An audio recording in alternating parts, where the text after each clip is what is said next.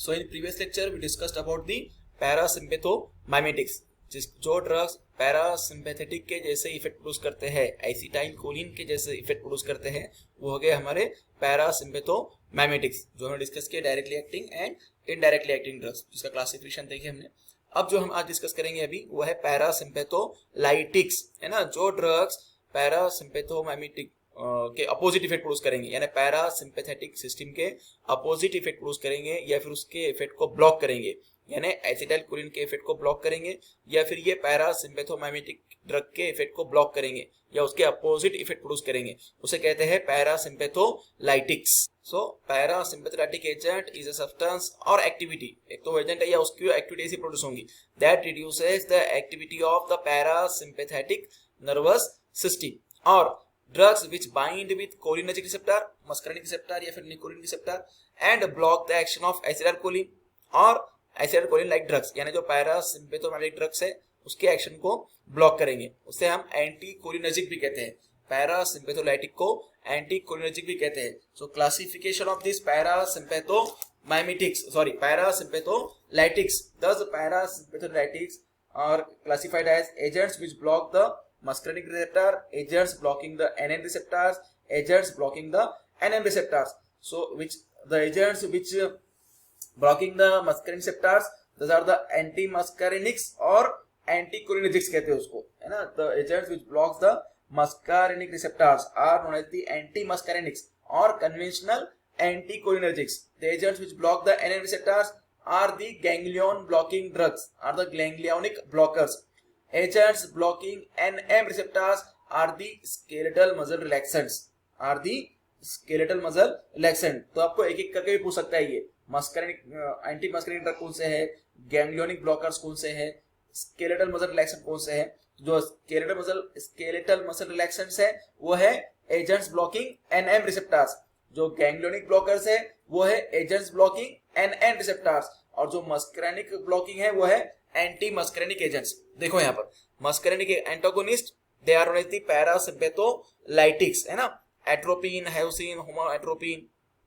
Then ganglionic blocking drugs, hexamethonium, gallamine. Then neuromuscular blocking drugs, calcium antagonist, hemicholinium, magnesium ions. ठीक है। Now what is the pharmacokinetics of this drugs? Absorption, the natural alkaloids, generally जो muscarinic drugs है well absorb from the gut, then some even over the skin, scopolamine use करते हैं, penetrate the cornea freely. Then distribution, they are distributed in the body. Then metabolism, atropine is metabolized in the liver by conjugation and 60% excretes unchanged in the urine.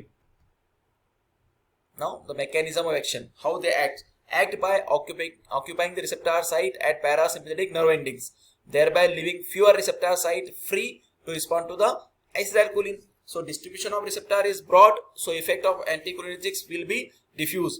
Atropine causes the reversible, that is surmountable blockade of cholinomimetics action at muscarinic receptor.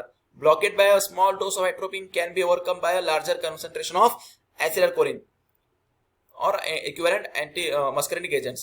Then atropine is highly selective for muscarinic receptor, does not distinguish between M1, M2, M3.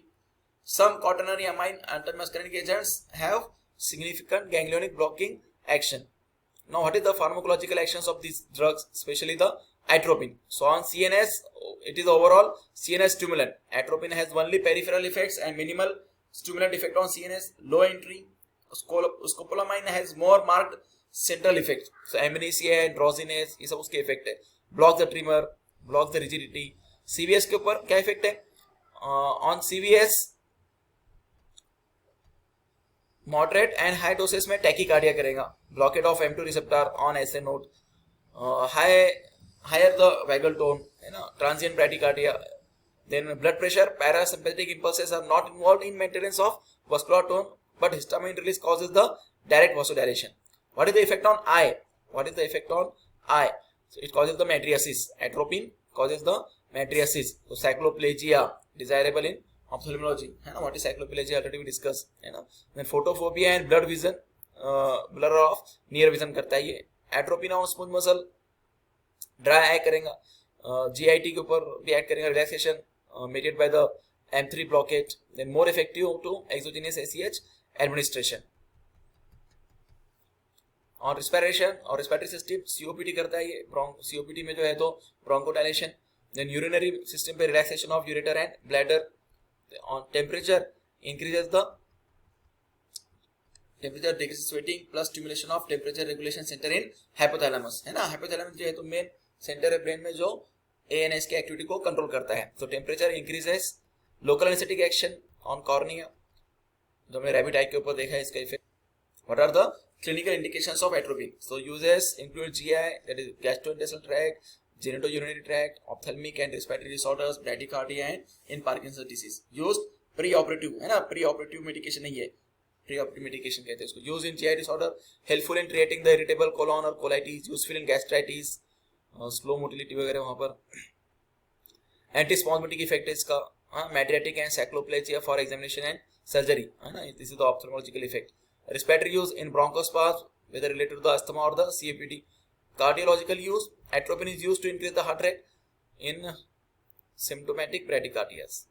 Parkinson's disease, useful in those with minimal side effects, those who cannot take levodopa.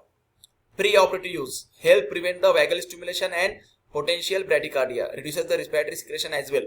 इसलिए इसको pre-operative medication कहते हैं. Those are the adverse effect of the atropine: dry skin, dry mucus, dry mouth.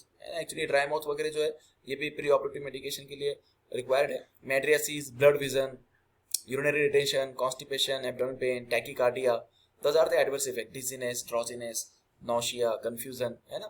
Chronic use में increase the risk of dementia, है ना, dementia हो सकता है इससे. So use of anticholinergics by cognitively normal elderly is associated with increased brain atrophy and dysfunction and clinical decline. So these anticholinergics, they can be categorized therapeutically as pre-anesthetic medication, atropine, anti-asthmatic, ipratropium bromide and atropine, antispasmodic, dicyclomine, oxyphenonium, then anti-secretory, pyrazapine, propanthelin, then mediatic, atropine, tropicamide, cyclopentolate, homatropine, antiemetic, hyoscine. So those are the therapeutic classification of the anticholinergics.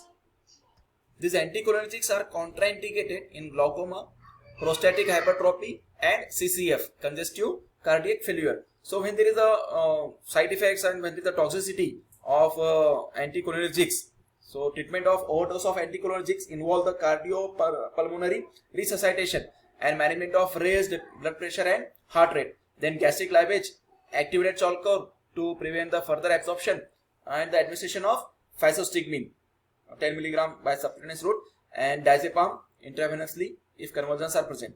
So those are the treatment status of the anticholinergic poisoning. So those are the drugs which are used as the parasympatholytics or the anticholinergics. सबसे important इसके अंदर atropine है, तो उसके effects वगैरह सब memorize करो, side effects and their pharmacological actions. Thank you.